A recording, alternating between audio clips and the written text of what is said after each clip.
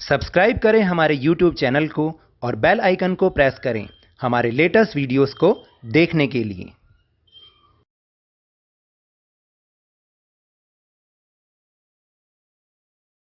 Hello and welcome to Lavneesh Sir की class. This is Directorate of Education GNCT of Delhi's worksheet number 3, and it is only for class 8 students. It has taken from the subject social science, and we will learn and understand the topic coming of European companies to India. So students, आज की ये worksheet आपकी text book history से ली गई है, जिसमें हम एक टॉपिक के बारे में डिस्कशन कर रहे हैं जिसका नाम है coming of European companies to India, यानी कि इंडिया में यूरोपियन कंपनीज का आना। आखिर what are the reasons behind it कि वो लोग जो यूरोपियन कंपनीज थी वो इंडिया में आए, आखिर किस चीज़ से वो अट्रैक्ट हुए। So without wasting our time, let's start and understand with me. From the 1680s there started a craze for printed Indian cotton textile in England and Europe, mainly for their exquisite floral designs, fine texture and relative cheapness। देखिए 1680 का जो decade था उसमें Europe और England, mainly Europe और England में जो printed Indian cotton कपड़ा था उसकी बहुत डिमांड बढ़ गई। आखिर उसके रीजंस क्या थे कि भाई उसमें जो फ्लोरल डिज़ाइंस होते थे वो बहुत सुंदर होते थे, उसका फाइन टेक्सचर होता था, जो उसके थ्रेड होते थे बहुत ही बारीक, बहुत ही पतले होते थे, और रिलेटिव चीपनेस का मतलब वो बहुत सस्ता होता था।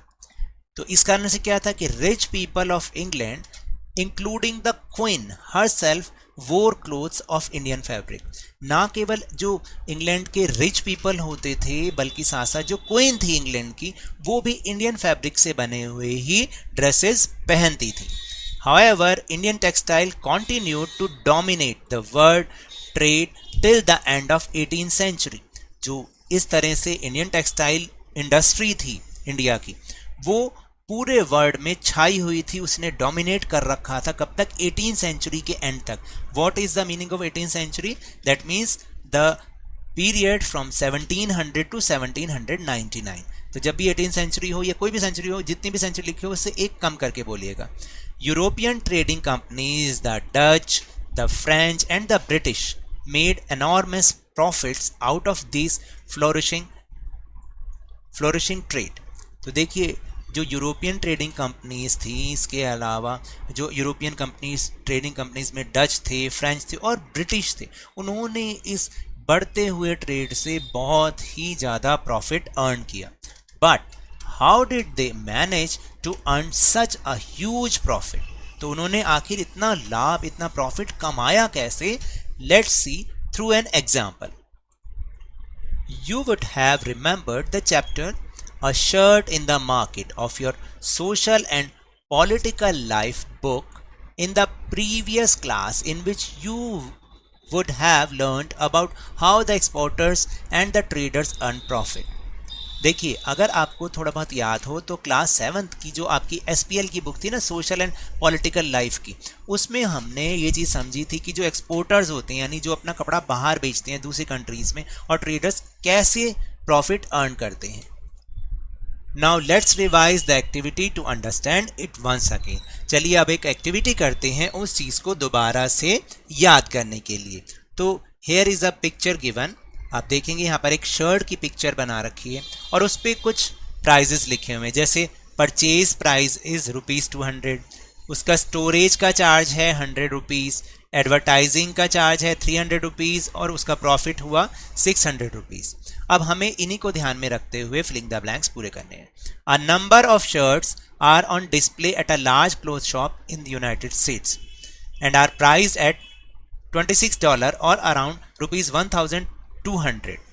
देखिए एक यूएस की, अमेरिका की एक क्लोथ शॉप में बहुत बड़ी संख्या में शर्ट्स को डिस्प्ले किया गया और जिसका प्राइस यूएस के हिसाब से तो $26 था और इंडिया के हिसाब से वो ₹1200 था।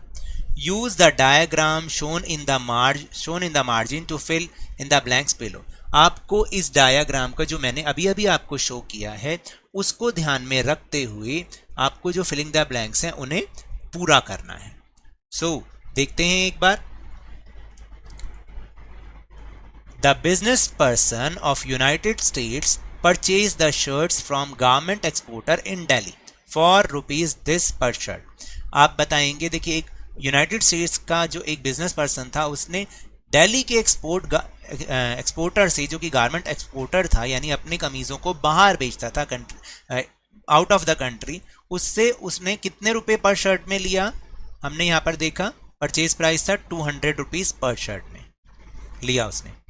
किसने? यूएस के बिजनेसमैन ने। He then spent rupees dash for advertising in the media. उसने एडवर्टाइज में कितने रुपए पर शर्ट खर्च किए हैं? 300 rupees. And another dash rupees per shirt on storage, display and all other charges. और दूसरे जितने भी चार्जेस थे उनके लिए उसने कितने रुपीस उसको खर्च किए, एक्सपेंस किए? 100 rupees per shirt. Thus, the cost to this person is rupees 600 while he sells the shirt for rupees 1200। देखिए अब इसको जो ये पूरे जो उसको कीमत पड़ी उस पर्सन को, जो यूएस वाला पर्सन है, उसको जो पूरी उसकी शर्ट की कॉस्ट पड़ी वो पड़ी 200, 300, 100 को प्लस किया 600 और उसने उसको कितने में सेल आउट किया? 1200 में। तो अब कितना उसका प्रॉफिट हो गया? तो आपने 1200 में से 600 माइनस करना है तो प्रॉफिट आ गया 600। तो rupees 600 is the profit on one shirt. अब देखा आपने उसको कितना फायदा हुआ। If he able to sell a large number of shirts his profit will be higher. और जितनी ज्यादा वो शर्ट्स को सेल आउट करेगा उसका प्रॉफिट उतना ही ज्यादा हो जाएगा। Now next, the garment exporter in Delhi sold the shirt eight rupees 200 पर पीस। जो गारमेंट एक्सपोर्टर दिल्ली में था उसने तो 200 रुपए की बेची थी। The cloth and other raw material cost him 70 rupees per shirt. The workers wages cost another rupees 15 पर शर्ट। देखो जो रॉ मटेरियल उसने शर्ट बनाने के लिए खरीदा, एक शर्ट बनाने के लिए, तो उसको 70 रुपए के हिसाब से मिला। फिर जो वेजेस कॉस्ट थी यानी वर्कर्स की जो कॉस्ट थी, मजदूरी थी, वो 15 रुपए पर शर्ट पड़ी। The cost of running office came to 15 रुपए पर शर्ट। और भाई ऑफिस चलाने की भी तो कॉस्ट लगानी पड़ती है, तो जो टोटल कॉस्ट हो गई उसकी, टोटल कॉस्ट वो कितनी हो गई? आप देखोगे 70, 15 और 15, तो टोटल कॉस्ट कितनी हो गई? 100 पर शर्ट। ठीक है, रुपीज 100 पर शर्ट क्या हो गई? ये टोटल कॉस्ट। अब उसने बेचा कितने का था? सोल्ड प्राइस क्या था? सोल्ड कितने क्या किया? 200 रुपीज पर शर्ट। और टोटल कॉस्ट उसकी कितनी पड़ी थी उसको? 100 rupees per shirt.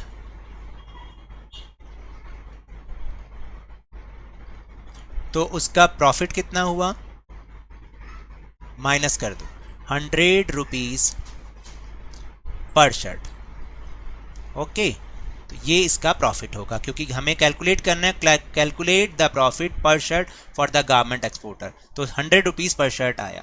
Now the question number 1, identify the importer and exporter in cotton textile trade between England and India till 18th century. 18वीं सदी तक कौन इंग्लैंड और इंडिया में एक्सपोर्टर था और इंपोर्टर था? देखिए एक्सपोर्टर वो होता है those traders who sell goods to other countries, जो अपनी कंट्रीज से बाहर की कंट्रीज में चीज़ों को बेचते हैं, एक्सपोर्टर होते हैं। इंपोर्टर कौन होता है? Those who buy goods from other countries, जो किसी दूसरी कंट्री से चीज़ों को खरीदता है। तो अब आप आइडेंटिफाई कीजिए कि कौन एक्सपोर्टर था और कौन इंपोर्टर था।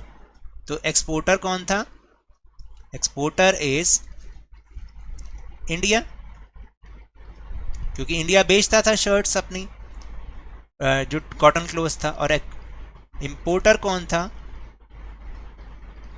एक्सपोर्टर था इंडिया और इंपोर्टर था इंग्लैंड। इंग्लैंड उसको खरीदता था।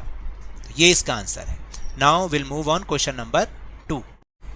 Question number 2 is what were the reasons for the tremendous demand of Indian cotton textile in Europe till 18th century। यानी 18th century तक इंडियन कॉटन टेक्सटाइल के डिमांड में रहने के क्या कारण थे? तो वह answer is exquisite floral designs, fine texture and relative cheapness were the reasons for the tremendous demand of Indian cotton textile in Europe till 18th century. यानी जो बहुत सुंदर सुंदर फूल पत्तीदार डिज़ाइन होते थे और फाइन टेक्सचर होता था और सस्ते होने के कारण, ये सारे रीजंस थे जो कि इंग्लैंड में उसकी डिमांड, यूरोप में उसकी डिमांड बनी हुई थी 18th सेंचुरी तक। So now that's all for this worksheet. अगर मेरे इस तरह समझाने से आपको थोड़ा सा भी समझ में आया हो तो इस चैनल को ज़्यादा से ज़्यादा सब्सक्राइब कीजिए, लाइक कीजिए और बहुत ज़्यादा शेयर कीजिए और जल्दी से 50K यानी कि 50,000 तक पहुंचा दीजिए।